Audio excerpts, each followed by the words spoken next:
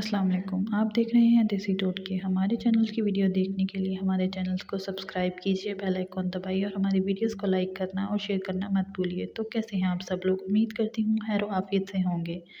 तो आज का हमारा टोटका है कमर दर्द का इलाज। कमर दर्द के इलाज के लिए हमें जो चीज़ें चाहिए उनमें है नारियल का तेल, और दूसरी चीज़ जो हमें चाहिए वो है लहसुन की 8 से 10 पोटलियाँ।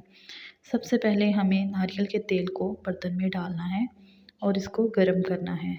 जब ये नीम गर्म हो जाए तो इसके अंदर हम लोगों ने लहसुन की पोटलियाँ डाल देनी है और इनको हल्का ब्राउन करना है। इनको पकने देना है, जैसे हम चीज़ों को तलते हैं इस तरह हमने इनको तलना है। इनको अच्छी तरह तलने के बाद इनका कलर डार्क हो जाएगा।